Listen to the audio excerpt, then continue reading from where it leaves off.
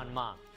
Today, we have a number of stories for you, and including this first story, Canada ready to resume trade talks with the U.S. again, why President Donald Trump ended all negotiations earlier. Has China been complying with the 2020 trade deal signed with the U.S.? A new investigation by the Trump administration aims to find out. New York Attorney General Letitia James pleads not guilty today in her bank fraud case, what she's asking the judge to prohibit from the news media. The United States reports striking another vessel attempting to smuggle drugs from South America to the U.S. The details of the latest attack this morning. Transportation Secretary Sean Duffy speaks at Philadelphia International Airport as the government shutdown enters its 24th day. Duffy says air traffic controllers are continuing to work without pay. Tropical storm Melissa could strengthen into a powerful hurricane. The storm is expected to hit Jamaica and the southern regions of Haiti and the Dominican Republic through the weekend.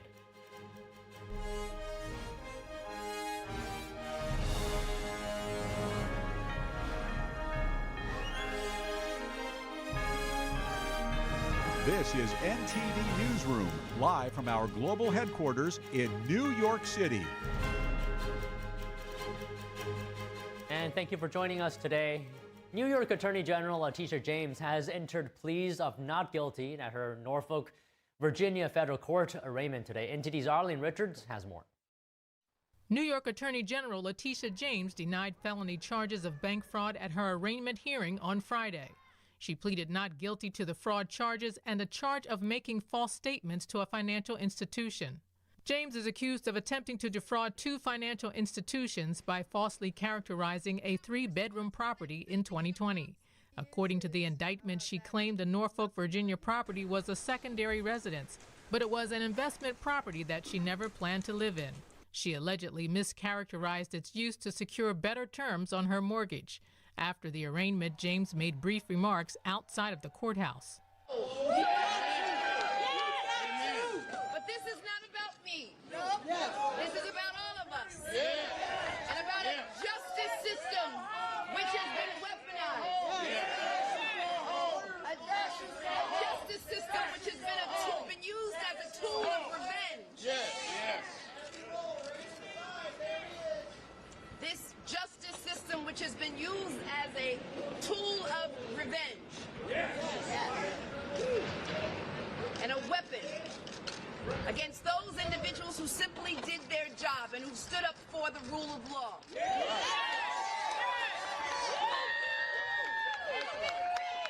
We stand with you!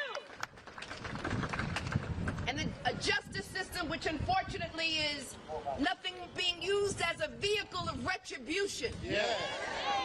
Ahead of the arraignment on Thursday, James' attorney filed motions urging the court to oust prosecutor Lindsay Halligan and block her from revealing details of the case to the media. A trial is set for January 26th. Arlene Richards, NTD News. The United States continues attacking drug traffickers who are trying to smuggle narcotics into the United States. Secretary of War Pete Hegseth reported the latest strike this morning.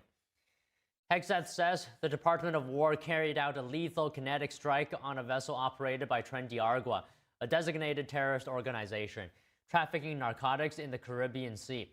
According to the Secretary of War, the vessel was traveling along a known trafficking route and carrying narcotics. The strike was reportedly conducted in international waters. 6 male narco-traffickers were aboard the vessel during the strike. They all died in the attack. Hegseth says no U.S. forces were harmed in the strike. The Gerald R. Ford Carrier Strike Group is now embarking to international waters in Latin America to assist with the operations. The strike group includes a carrier air wing, a cruiser, and multiple destroyers. And at yesterday's roundtable event, a reporter questioned why Trump doesn't get Congress's approval to take out drug traffickers. Here's the president. What a job you're doing. I think we're just going to kill people that are bringing drugs into our country. Okay? We're going to kill them. You know, they're going to be like dead. Okay? President Trump also spoke about China yesterday. Trump says the Chinese regime is smuggling fentanyl into the United States through Venezuela. The president says the aim is to bypass U.S. and Mexican controls. So I'm meeting with President Xi, and I would say we have some big issues, like with the farmers and various other things, but the first question I'm going to be asking him about is fentanyl. And if you think about it, they make $100 million. Think of this. They make $100 million selling fentanyl into our country, $100 million. They lose $100 billion with the 20% tariff. So it's not a good business proposition. It's $100 billion approximately that they have to pay. That's a big penalty to make $100 million. So I think they want to. That's not a good sign. Trump will meet Chinese regime leader Xi Jinping next week as part of a trip to Asia. The president departs for Malaysia late tonight and will also visit South Korea, where he will meet Xi next Thursday. FBI Director Kash Patel told lawmakers earlier this year he had spoken to counter-narcotics authorities in China. Patel urged them to restrict exports of more fentanyl precursor chemicals. The Chinese Ministry of Public Security in August added 7 chemicals to an export control list, 3 of them central to producing fentanyl. Secretary of State Marco Rubio continues his Israel visit today. Rubio addressed military forces this morning. He spoke about the International Gaza Security Force, which will be put in place under the current ceasefire agreement. Here's Rubio. We haven't formed that force yet, so there's still work going on. There's a lot of countries that are offered to do it. Obviously, as you put together this force, it'll have to be people that Israel's comfortable, or countries that Israel's comfortable with as well. Rubio added that the future of governance in Gaza still needs to be worked out among Israel and partner nations, but he made clear that it can't include the Hamas terrorist organization. According to Rubio, any potential role for the Palestinian Authority has yet to be determined. He traveled to Israel on Thursday with the goal of implementing President Trump's Gaza peace plan. Rubio arrived just after Vice President J.D. Vance's departure from the Middle East. And Turkish President Tayyip Erdogan also weighed in on the situation in Gaza. He says Turkey's military should join the Gaza Security Force while also playing an active role in the reconstruction of the enclave. NATO member Turkey is one of the most vocal critics of Israel's military action in Gaza. Israeli Prime Minister Benjamin Netanyahu hinted that he'll be opposed to any role for Turkish security forces in the Gaza Strip. Erdogan also accuses Israel of violating the Gaza ceasefire deal. The Turkish president is calling on the United States and others to help stop the alleged violations, for example, through the use of sanctions. The holiday season is slowly but surely approaching, and the gridlock on Capitol Hill could affect people's travel plans. The Trump administration and Republican leaders in Congress yesterday warned that flight disruptions will increase as the government shutdown enters its 4th week. NTD's Daniel Monahan reports on that and other shutdown updates. The White House yesterday warned that the ongoing government shutdown could cause delays for air travel as the holiday season approaches. If the Democrats continue to keep the government closed, we fear there will be significant flight delays, disruptions, and cancellations in major airports across the country this holiday season. White House Press Secretary Caroline Leavitt accused Democrats of playing political games. And a senior Democrat aide said the party will not end the shutdown, quote, short of planes falling out of the sky.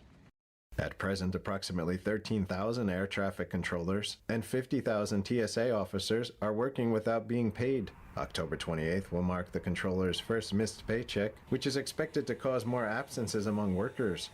The FAA yesterday said air traffic control staffing issues are delaying travel at airports in New York, Washington, Newark, and Houston. Staffing issues were reported at 10 different locations, and ground stops were issued at Houston, Bush, and Newark airports. Flights at Ronald Reagan Washington National Airport were being delayed an average of 31 minutes, and delays at New York LaGuardia were averaging 62 minutes. A group representing mayors of more than 1,000 U.S. cities has urged the Agriculture Department to use emergency funds to cover food assistance benefits threatened by the shutdown. Tens of millions of Americans might not receive food stamps and other food aid in November because the shutdown, now the second longest in history, has kept Congress from funding the benefits. The nonpartisan U.S. Conference of Mayors sent a letter to Agriculture Secretary Brooke Rollins yesterday, urging the USDA to cover SNAP program November benefits. And lawmakers yesterday traded barbs over the ongoing shutdown. It's ridiculous, and a lot of innocent people are being hurt. People are getting food stamps back in my state are no longer getting those, and this is supposed to be a safety net for them. We will consider in good faith anything bipartisan that emerges from the Senate. I would say to my Democrat colleagues, like, stop making people suffer. I mean, real people are suffering right now. Let's stop this. I mean, I don't get it. Stop that, and we'll work on the healthcare thing. And on the state level, Governor Glenn Youngkin declared a state of emergency in Virginia yesterday to provide relief for residents at risk of losing federal food benefits next month. Youngkin says over 850,000 residents in the state could lose benefits. Daniel Monahan, NTD News. The Bureau of Labor Statistics reports that the annual inflation rate rose to its highest level since January. The agency said higher gasoline prices and housing costs account for the increase. According to data released today, the 12-month inflation rate climbed to 3% in September. That's up from 2.9% in August. Core inflation slowed to a smaller than expected 3% year over year from 3.1% the previous month. Core data excludes energy and food prices because of their volatility. The Social Security Administration says benefits and payments will increase 2.8% for 75 million Americans in 2026. Social Security retirement benefits will increase by an average about $56 per month starting in January. Over the last decade, the cost of living adjustment increase has averaged about 3%. The adjustment was 2.5% in 2025. The cost of living adjustment for retirees and disabled beneficiaries is financed by payroll taxes collected from workers and their employers. Social Security begins notifying recipients about their new benefit amount by mail starting in early December.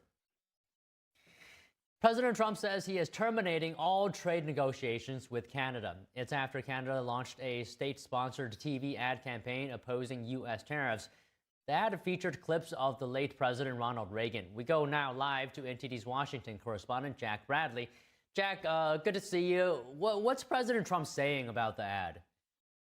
Good to see you too, Don. Well, the president says that Canada's new campaign ad it's meant to interfere with an upcoming U.S. Supreme Court hearing on his administration's tariffs. The Supreme Court's hearing will decide the fate of Trump's tariffs on November 5th. Trump announced that he's ending trade talks with Canada late last night. And on Truth Social, he wrote this morning. You can see here Canada cheated and got caught. They fraudulently took a big buy ad saying that Ronald Reagan did not like tariffs when he actually loved tariffs for our country and its national security. Canada is trying to illegally influence the United States Supreme Court in one of the most important rulings in the history of our country. Now, this is in response to a $75 million ad campaign sponsored by Ontario that came out earlier this month. It features clips from Ronald Reagan's 1987 address advocating for free trade. Here's a clip of that. When someone says, let's impose tariffs on foreign imports, it looks like they're doing the patriotic thing by protecting American products and jobs. And sometimes for a short while it works, but only for a short time. But over the long run, such trade barriers hurt every American worker and consumer. High tariffs inevitably lead to retaliation by foreign countries and the triggering of fierce trade wars. Then the worst happens. Markets shrink and collapse, businesses and industries shut down, and millions of people lose their jobs. Now, this ad campaign was criticized by the Ronald Reagan Presidential Foundation that says that this ad misrepresents Reagan's speech and that his comments were edited and taken out of context and even used without their permission.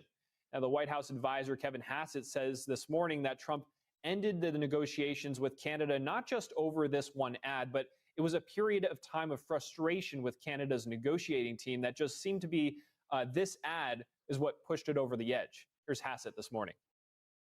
I think the frustration has built up over time. I've been involved in some of these negotiations, and the Canadians have been very difficult to negotiate with. And you look at all the countries around the world that we've made deals with, and the fact that we're now negotiating with Mexico separately reveals that it's not just about one ad, that there's frustration that's built up. Now, Canadian Prime Minister Mark Carney says that Canada's ready to pick up negotiations with the U.S. when the U.S. is ready, but He said that there's been progress made on the U.S. tariffs with steel and aluminum. Take a look. Our officials, my colleagues, have been working with their American colleagues on detailed, constructive negotiations, discussions on specific transactions, specific sectors, steel, aluminum, and energy. And a lot of progress has been made. And we stand ready to pick up on that progress and build on that progress when the Americans are ready to have those discussions. Now, this isn't the first time that the U.S. has ended trade talks with Canada. Back in June, Trump suspended talks after Canada imposed its digital services tax, impacting American companies like Amazon and Netflix. And then Canada canceled the talks, the tax 2 days later after Trump suspended the talks, and then the talks then resumed. But both Trump and Carney right now are heading to Asia, Malaysia, Japan, and then South Korea for the APEC summit. But it's unclear if they'll meet on the sidelines to come to an agreement. But we do know, however, that Trump is set to meet with Chinese Communist Party leader Xi Jinping to seek a trade deal. So trade talks are in the works on that summit. Don. All right, Jack, thank you very much. And just to summarize, an ad featuring former President Ronald Reagan has brought trade talks between the U.S. and Canada to a grinding halt. President Trump said he has canceled negotiations with Canada. Over the ad released by the Ontario government, in it, Reagan speaks negatively about tariffs. And Trump suggested the ad was an attempt to interfere with the Supreme Court case on the administration's use of tariffs. Joining us is Diana, and she is a director at the Heritage Foundation. So, Diana, to start off, what is your reaction to the president's decision to end negotiations in response to this ad? Well, I'm sure that the negotiations are going to continue in due course. What we see with negotiations is that they go up and down, and I'm sure things are going to be headed in the right direction because both countries need each other. If you look at our energy platform, for example, we refine a lot of Canadian crude oil. The Canadians give us a discount on that and then send it back in terms of refined products and gasoline. We have light crude, they have sour, heavy crude. They're refined in the United States. So there's a lot of advantage between trade, between the United States and Canada. And I'm sure that these discussions are going to continue after this temporary blip. But do you feel this, does this put a strain, at least to a certain degree, on the relationship between the U.S. and Canada that, President Trump says we're terminating all trade talks? Well, he has said that in the past. I think one has to look past what President Trump says, what Prime Minister Carney say. I think we have to look past what they say and look at the end goal. And we also have to look in terms of whether tariffs are fair or not. We have China, which subsidizes its exports of goods in order to undercut Western countries. They are selling a car for about $21,000 in the UK called a Dolphin Surf. Costs more to produce this car than it does to sell it. And we need to focus on China and getting rid of Chinese components in our goods, making sure Chinese electric vehicles do not come into the United States. And I'm sure that President Trump's going to be discussing that when he meets with President Xi. So, Diana, I just want to focus a little bit longer on this relationship between the U.S. and Canada. It seems like you're optimistic that trade negotiations will continue. What needs to happen in order for these negotiations to resume? Well, in the past, there's generally been some discussion between the leaders, some face-saving announcements, and then these discussions have continued. Look what happened with Switzerland when President Trump cut off negotiations. They were resumed. So the two countries are so closely interlocked. For example, Canada provides hydroelectric power to New England. New England is electricity. The electricity in New England is dependent on Canada. There is too much at stake for them not to make a deal. And I'm sure a deal is going to be made. And let me tell you, with these politicians, you cannot believe always what they say. You have to look past immediate words. You know how George Orwell defined diplomats? Good men sent abroad to lie for their country. There's a lot of words, but you have to look at what actions are going to happen. Right, right. And we've seen President Trump, sort of flip-flop on tariffs as well. So we'll just have to wait and see on this what happens. So Diana, can I also get your view on what former President Reagan said about tariffs? What is the context here?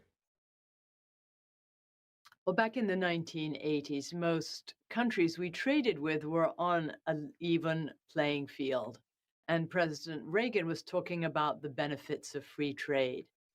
Now, with China using subsidies to promote all its different industries, using slave labor in Xinjiang, building 2 coal-fired power plants a week while it says that is reducing emissions.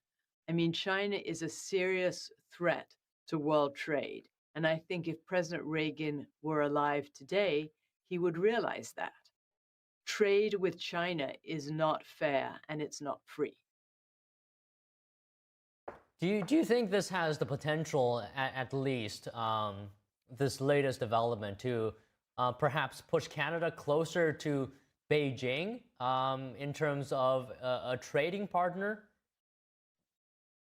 Well, no one knows what's going to happen in the future, but we also need to look at non-tariff barriers. For example, Europe is putting up a lot of non-tariff regulatory barriers to American goods. It has the Corporate Sustainability Due Diligence Directive, which says that any company with more than $500 million in revenue has to declare its emissions, the emissions of its contractors, the emissions of its contractors' contractors, and has to reorient its operations towards net zero. This is an example of a non-tariff barrier to trade. We need to be focusing on taking down these non-tariff barriers to trade and having more trade on an even framework. Okay, just one last question here, Diana. So the U.S., sees tariffs as sort of a national security issue, and it is using it to its own advantage. But I would also like to know, maybe you can comment on this, what is the right balance between using tariffs, but at the same time not pushing away allies? Well, don't forget that there are tariffs on American goods. There are barriers to American chicken and meat and dairy coming into other countries. So to say that it is just the United States that wants tariffs and the other countries have no barriers at all does not make any sense. I mean, there's France that says it doesn't want the import of American cars because of the emissions caused by shipping. At the same time, France is exporting its vehicles by ship to South Africa, where it sells $47 million worth of cars every year. So they're concerned about shipping emissions from Ford, GM, Stellantis exporting to France, but not about their cars, their shipping emissions when they go to South Africa. It makes no sense. So these countries are fighting it out. They're all putting up barriers. President Trump is standing up for the American people, and that's why I'm sure that the dispute with Canada is going to be resolved at some point. Okay, well, Diana, good to speak with you today. Thank you very much. Great to speak to you. The Trump administration is investigating if Communist China has complied with the Phase 1 trade deal signed in 2020. This comes less than a week before President Trump is set to meet with CCP leader Xi Jinping in South Korea. U.S. Trade Representative Jamieson Greer today announced an examination into whether China has fully implemented its commitments under the deal and what to do if it hasn't. He suggested that China appears not to have lived up to its commitments when it comes to non-tariff barriers, market access issues, and purchases of U.S. goods. Greer said that the investigation shows the Trump administration's resolve to hold China to its commitments and protect the American people. Under Section 301 of the Trade Act of 1974, the U.S. can impose tariffs in response to unfair trade practices by other nations. The Trump administration welcomes comments from U.S. industries and labor unions. A hearing on the matter is also scheduled for December 16th. Transportation Secretary Sean Duffy speaks at Philadelphia International Airport as the government shutdown enters its 24th day. Duffy says air traffic controllers are continuing to work without pay. Stay tuned.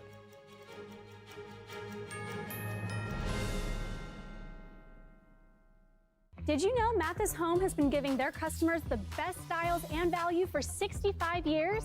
Come celebrate with 65th anniversary savings on everything in the store. This set is a great deal. You get the modern trestle table with 4 comfy side chairs, the complete set for just $8.89. With over 100 dining sets in stock, you're sure to find the one just right for your family and get free delivery. Get your new dining room now with 65th anniversary savings at your furniture superstore, Mathis Home. Shenyun Creations, the streaming platform from Shenyun, featuring world-class dance, past programs, and all original music.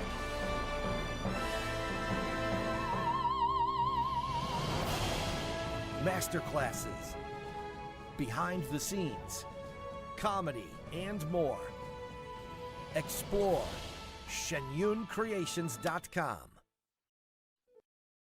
If joint pain from aging is slowing you down, Omega XL can help you get back in the saddle, just like it did for John Walsh. Today I'm here at my ranch exercising some of my polo ponies. Got to be really fit to ride these horses. So as you get older, it gets tougher. I was starting to suffer some of that business, and then I ran into somebody who said, look, you should try Omega XL, and look what it's done. I feel better than I felt in the last 30 years.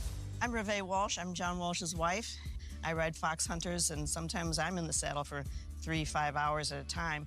A lot of work out here. I wouldn't have been able to do this. Muck a stall, throw hay, do all the things that needs to be done on a ranch a couple years ago. But Omega XL gave me the ability to get back in the saddle. It works great. Once you try it, you don't want to be without it. Makes a huge difference. It does. Take it every single day, and you know, there's a benefit. It's made you a lot nicer to me.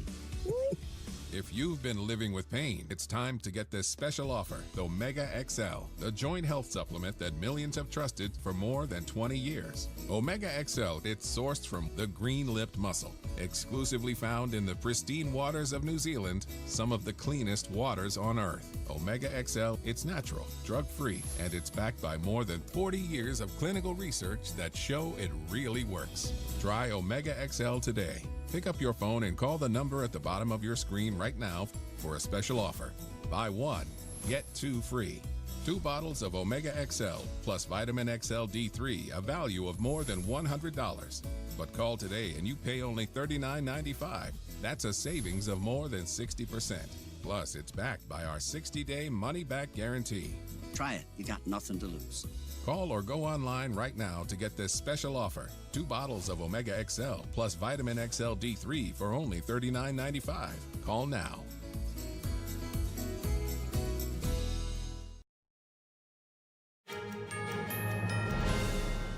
Transportation Secretary Sean Duffy spoke at Philadelphia International Airport today as the government shutdown enters its 24th day. Duffy said air traffic controllers were continuing to work without pay.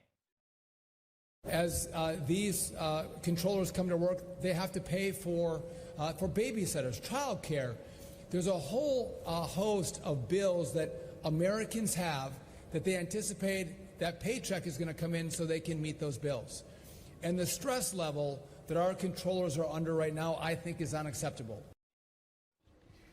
Duffy stressed that air travel remains safe despite a controller shortage.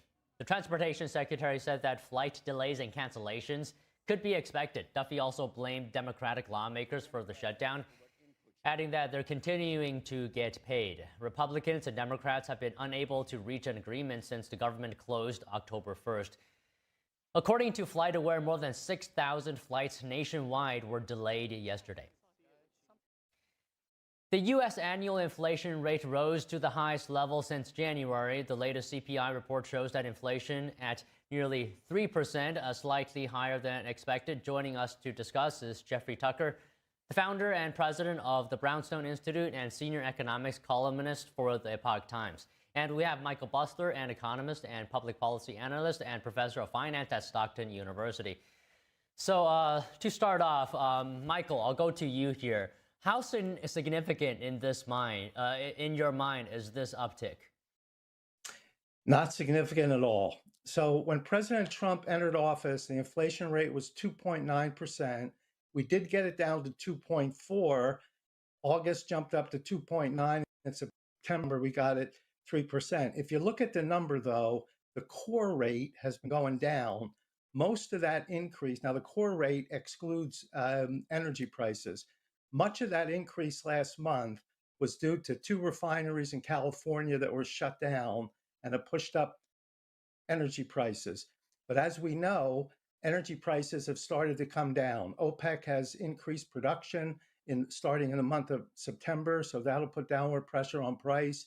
And the U.S. is producing more oil per day now than ever, mostly as a result of President Trump's drill baby drill policy.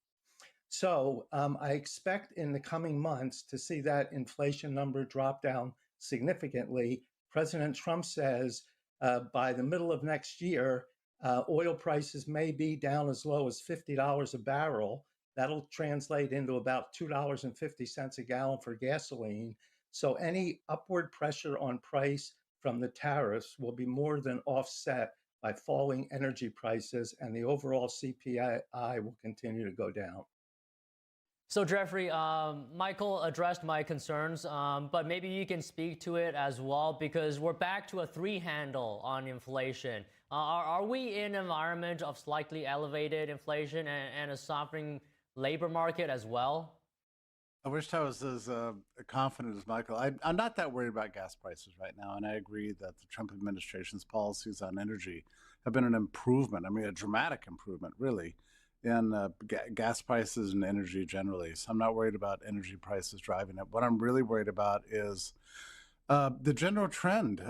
I've been written this for Epoch Times many times. The inflation tends to come in waves. Our last big experience in the 1970s went in 3 waves. Each time the Fed thought they had conquered inflation, lowered interest rates, and kicked off another wave of inflation until it culminated in the late 1970s. So if you think about the wave that was kicked off with the quantitative easing in 2020, we've been through a really dramatic inflation over the last 4 years that is anywhere between, I don't know, depending on the good or service, it could be as high as 50%, but as low as 20%, but maybe overall it averages at about 25, maybe 30%. It's hard to say. But the problem is that when you look at monetary aggregates right now, they've now exceeded what was their previous peak from 3 years ago. And I'm just not sure that it's all been washed out yet. And all of the policy pressures in Washington are towards lower and lower rates, which is only going to lead to a more expansionary monetary policy. The reason for that policy pressure is, of course, financing the exorbitant debt, which is completely out of control. So I am not as confident, and today I have to say it rattled me a little bit. I don't want to live in a world with a 3% inflation target. I'd like to see it drop back down to what it has been historically, 2%. That would be really nice, and I'll just be much more comfortable when that day arrives. Hopefully it does arrive, as your guest predicts, later this year, right, or later in the spring. Okay, so Michael, if we look at all the data up to this point, what has been the trajectory of inflation?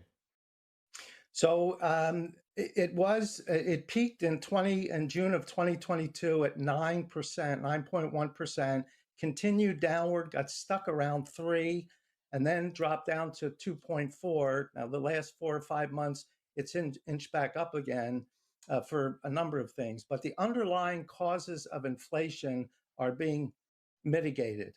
The huge government deficit has caused a lot of inflation. President Trump knocked it from a little over $2 trillion per year to in fiscal 2025 down to $1.8 trillion. And it should continue to go down further as, although it's extremely difficult to cut government spending, as we're seeing. But President Trump is doing what he can to get government spending down. He's increased tax revenue from the tariffs, so the deficit should continue to go down. The other reasons we had inflation were extremely high energy prices, and those are coming down. If you bought gasoline recently, you probably paid a lot less this time than you did the last time or two when you bought. So energy prices are coming down. And during 2021 and 22, for some reason, the Federal Reserve kept expanding the money supply by through their bond buying program and purchasing a lot of the government debt. They've stopped that. And they kept interest rates near zero during that whole time period. Now, obviously, they've changed that too. I believe the interest rates today are too high. They're in a restrictive level. The federal funds rate up around 4% is restrictive. Most economists say if you keep it at 3.25, it's neutral. Anything less than that is stimulative. I think there's plenty of room for the Federal Reserve to cut interest rates. I think they should have cut them 50 basis points last time. They're likely going to cut them 25 basis points next week. I think that should be a 50 basis point cut. The jobs numbers were very weak. And for the last 2.5 years, they were overstated because we had someone in charge of the Bureau of Labor Statistics who didn't seem to understand how inferential statistics work. And she kept giving us numbers that were inflated. We need to stimulate the economy now. I'm not worried. I know my colleague here is worried somewhat, but I'm not worried about the inflation rate. I'm more worried about the low employment numbers and the low numbers of jobs that have been created really for the last 2.5 years. Yeah. Okay, so Jeffrey, since he brought it up, interest rates, how do you think this latest report is going to affect the central bank's interest rate decision?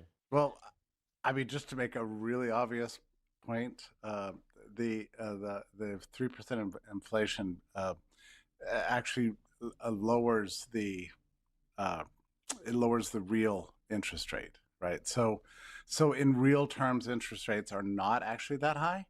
Historically, they're still low in real terms. They're usually not expressed that way, but it's true. You have to factor in inflation when you consider the interest rate. So they're actually not high. And I think that right now is a very risky time to be cutting interest rates. As for the jobs numbers, yeah, what a disaster. We've been through 2 or 3 years of wacky, wild, insane jobs numbers that never made any sense. And we're hopefully going to see a little more reality introduced into the jobs numbers so we can get a better picture of where we are. You know, my concern is not just about energy prices, but grocery prices too, and beef prices. You're starting to see these strange inflationary pressures just pop up in very weird places. Politically, I think this is potentially very dangerous for Trump. And I really do think that people who wish this administration well need to get serious about this. Inflation could destroy this entire term if it comes back, and nobody knows for sure what's around the corner. But I just caution, extreme caution right now in lowering interest rates. I think is warranted, especially given all the price pressures that are pertaining to particular goods as a result of the trade wars. Now, just to be clear, I don't think that Trump's trade policies have really contributed substantially to inflation. So contrary to what everybody in the New York Times says, I don't believe that. It's not really true yet. But nonetheless, the trade problems could mitigate against a relaxation of prices in certain sectors. And that's something to consider. So I really do think the Trump administration needs to prioritize keeping a lid on inflation right now. And unfortunately, that is inconsistent with continued pressure on the Federal Reserve to lower interest rates. I'd like to see them at this level, let the yield curve flow out very naturally, let the Fed clean up its balance sheet once and for all, get on a normal track, and I think that'll give us the best prospects for fixing not only the job market, but economic growth generally. All right, so Michael, we also got news today that an estimated 75 million Americans will get a 2.5, or rather 2.8% increase in monthly Social Security benefits. And of course, as you know, the Social Security cost of living adjustment is tied to the CPI report. So I want to ask you, does the real world experience of inflation for Americans at the grocery store match that of the official data? And how far will this 2.8% increase go at the grocery store? Well, by the time the year is over, the next month or two, I think the inflation rate will probably end up the year right around that 2.8% figure. So if Social Security recipients get that 2.8% increase, it should balance out overall. However, there are certain things that people on fixed incomes purchase, and then people that are have closer to the median income purchase. So it depends on where the senior citizens are living and whether they have kind of a fixed payment there, if they have a home that they own. They're not going to worry about housing costs going up. Food prices are an issue. As was pointed out, beef prices are sky high. I went to buy beef last week. I just couldn't believe the price. Now, much of that has to do with Trump cutting off imports from Brazil. Now he's trying to make it up with imports from Argentina. I'm not sure how the cattle ranchers in the U.S. will react to that. Not very, very positively. But people that are on fixed income, in order to stay even, they need an increase in what they get equal to the average inflation rate, which they're getting. So overall, it should not be that much of a burden to people on Social Security. Okay, so Jeffrey, there's another thing I wanted your guys' comments on. The U.S. Trade Office now launching an investigation into China's compliance with the Phase 1 trade deal. What do you expect this investigation will find, Jeffrey? I think it's going to find something really terrible. I mean, China has been involved in, as they say, stealing trade secrets for a very long time. This is not an unknown fact. I mean, what's unusual is that the Trump administration is trying to do something about it. Trade relationships with China continue to break down, and I don't really expect to see any real progress on that front. I think it's only going to get worse.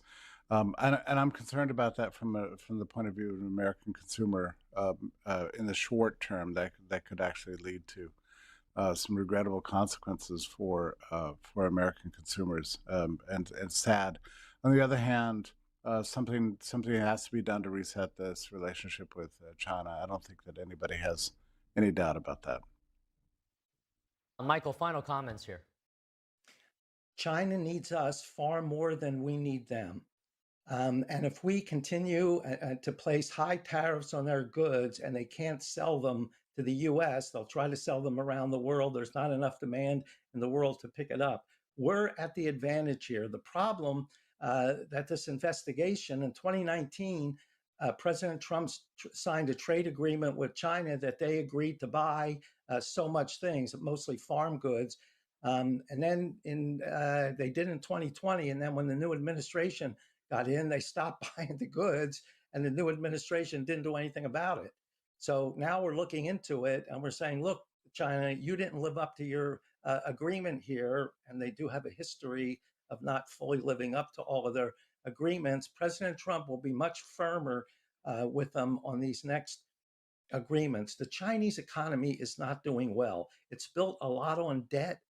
Most of the real estate expansion was on debt. They're having a lot of problems there, a lot of defaults. Their economy is slowing. We don't get, I don't think, accurate data on growth numbers from China, but the people I talk to seem to tell me that the Chinese economy is in very poor position, and they can't afford to lose all of the trade with the U.S. Much of the sanctions that we put on China did not affect prices in the U.S., meaning they absorbed the tariffs. They can't continue to operate and lose the sales to the U.S. So I think when Trump meets with Xi, I think next week or the week after, next week, I think you'll see some kind of an agreement come out of that. and it will favor the U.S.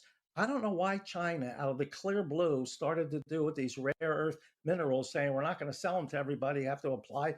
For us, everything was going along fairly well, from what I understand, until China, out of the blue, did that, and it upset the Trump administration. So they'll talk about that, and Trump has already started to look for other sources for those rare earth minerals, mining them here in the U.S., an agreement with Australia, an agreement with Ukraine. So we're less dependent in the long run with China. China needs to make a deal with us before too long, or they're really going to be hurting, in my opinion. All right, gentlemen, I think we can leave it there for today's conversation. Really appreciate you guys coming on. Sure. Always my pleasure. Nice to hear you. Thank you. Police arrested a man who pointed a knife at them in front of the U.S. Embassy in Tokyo today, just a few days before President Trump's visit. Stay tuned for that after this quick break.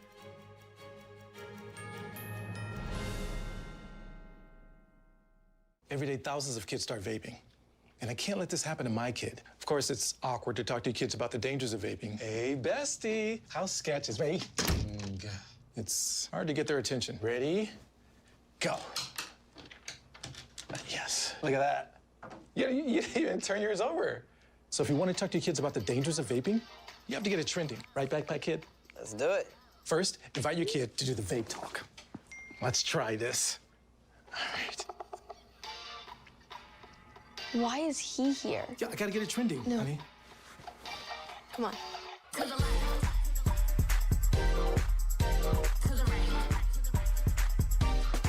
Let's go.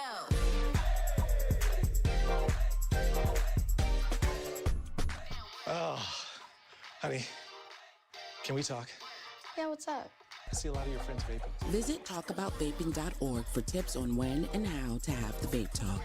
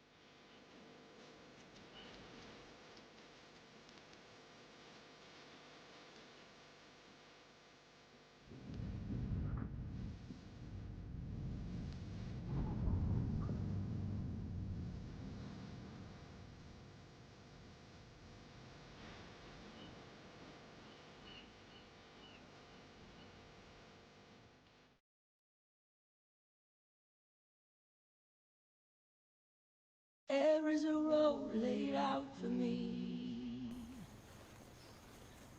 Boxes everywhere. And this is gonna be Addie's room. I am blind, You're really gonna like it. I hope so. Yeah. I know this road is there for me. There is a long way. First night here, but Amy seems cool. The way it's down by the river. I am blind, but I need not see. I got this. I know it's not okay. If I'm really free, take me down to the river and wash me.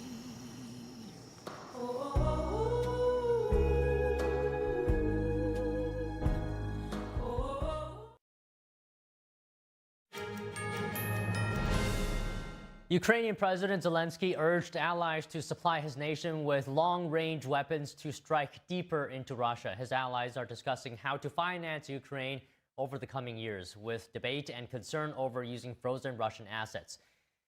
NTD's international correspondent Malcolm Hudson has more. Ukrainian President Volodymyr Zelensky meets British Prime Minister Keir Starmer in London. It comes ahead of a coalition of the willing meeting where allies discuss ways to support Ukraine.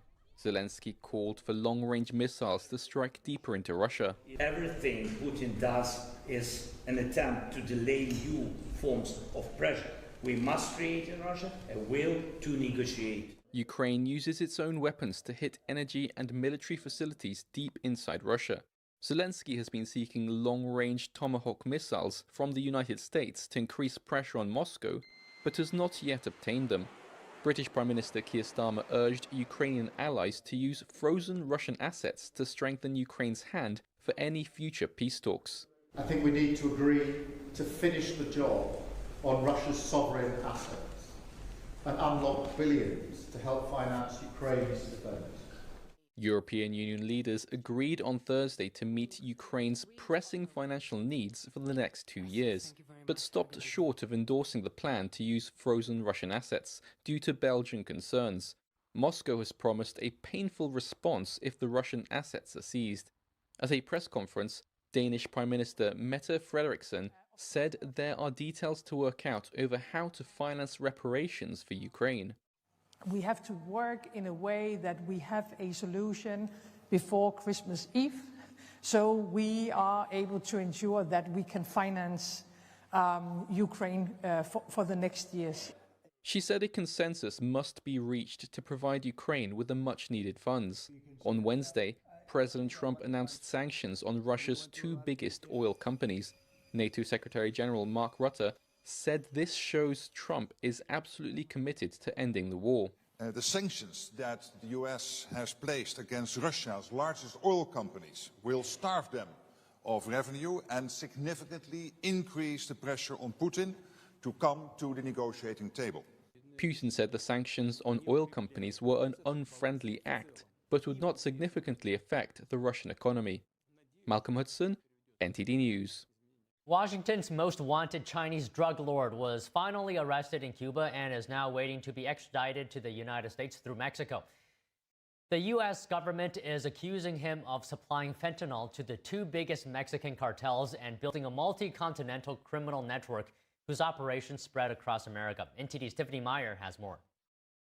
The Chinese narco broker's name is Zhang Dongji, also known as Brother Wang. He was born in Beijing.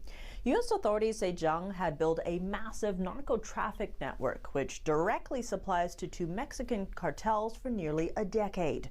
The Trump administration designated the two cartels as terrorist groups earlier this year. The U.S. government says Zhang's operatives are scattered across states like California, Georgia, as well as Latin America, Europe, and Asia. This way, Zhang's organization smuggled nearly 4,000 pounds of fentanyl and over 2,000 pounds of cocaine from Mexico into the U.S. Such a massive amount of fentanyl can kill approximately 900 million people, almost triple the U.S. population. The Trump administration has doubled down its pressure on Beijing to stop fueling the opioid crisis, especially fentanyl, and even slapped 20% tariffs on Chinese goods as punishment. But despite the tariff in place, U.S. federal agencies last month intercepted 1,300 barrels of precursor chemicals shipped from China before they could poison Americans. These 1,300 barrels were shipped from Shanghai, China to Mexico. We intercepted these precursors on the high seas, and now the Sinaloa cartel will not be able to use them to make methamphetamines. And the bottom line is this. Whenever there is an effort on the part of foreign terrorist organizations to create drugs that are killing Americans, we will seize them, whether it's on the high seas or whether it's in the country or a foreign country. Back to Zhang's story, the drug trafficking business is only half of his business model. As an operator of Zhang's, who was arrested in the U.S., disclosed, after Zhang's Mexican operatives collected money from drug dealers, they used Zhang's shell companies based in China and the U.S. for money laundering. U.S. officials say Zhang has 150 shell companies and almost 200 bank accounts. An indictment against Zhang says he laundered $20 million in the U.S. within 1 year. Court documents show Zhang tends to start bank accounts with reputable banks like Bank of America, JP Morgan, or Wells Fargo. But what's really raising eyebrows is Zhang's connection to the Chinese Communist Party. The Bureau reported that Zhang once flew into Canada's Vancouver back in 2017, and he saved contacts from the Chinese embassy and consulate in Ottawa and Vancouver in his phone. Now, the U.S. has never been this close to bringing the Chinese drug kingpin to justice after he managed to escape the last arrest. Media reports say Zhang will be extradited to the U.S. as soon as he touches Mexican soil, after the Cuban authorities finish their current interrogation. And for more exclusive China news and in-depth analysis, tune in to China in Focus with Tiffany Meyer at 9 p.m. Eastern right here on NTD. Police arrested a man who pointed a knife at them in front of the U.S. Embassy in Tokyo today. Japan is ramping up security ahead of President Trump's visit in a few days.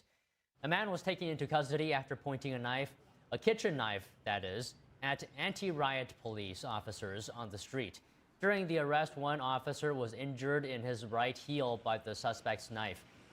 The man's motive was not immediately known. The incident comes days before Trump's planned trip to Japan beginning October 27th. He will meet with Emperor Naruhito and newly elected Prime Minister Sanae Takaichi. The Tokyo Police Department has mobilized up to 18,000 personnel to bolster security for the visit. Japan has seen multiple attacks on high-profile politicians in recent years. Former Prime Minister Shinzo Abe was killed by a homemade gun in 2022, and a failed bomb attack targeted then Premier Fumio Kishida in 2023. Forecasters are warning that Tropical Storm Melissa could strengthen into a hurricane. The storm was expected to hit Jamaica and the southern regions of Haiti and the Dominican Republic through the weekend. The U.S. National Hurricane Center reported that Melissa was located about 215 miles southeast of Kingston, Jamaica, and about 250 miles southwest of Port-au-Prince, Haiti. The storm had maximum sustained winds of 45 miles per hour. Up to 20 inches of rain is forecast for portions of southwestern Haiti and eastern Jamaica through Monday. Up to 12 inches was expected for the remainder of southern Haiti and for the southern Dominican Republic. Coming up, Premier of Ontario, Canada, Doug Ford says the controversial tariff ad will be paused after this weekend's World Series. Stay tuned for that after this break.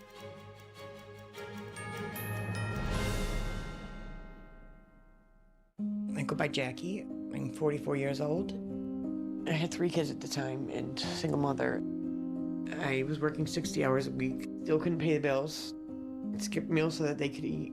It's been hard because one thing falls into place, 10 things fall out of place. You know, I just can't do this alone and make it work. 1 in 5 children face hunger in America, and food costs are rising. But everyone needs nourishing food to thrive, and they can when we work together so our neighbors can feed their families. Call or go online right now to join Feeding America with your gift of just $19 a month, only 63 cents a day. Together, thanks to a nationwide network of food banks, dedicated volunteers, and the monthly support of people like you, we can fill plates with nutritious food for families across America. One day my mother came over to my house and said, "There's a meeting at the pantry." I said, "Okay," and I went. There were some ladies in there. They were from the food bank. They asked several questions. Some of those were about me and my story, but it helped me to open up a little bit.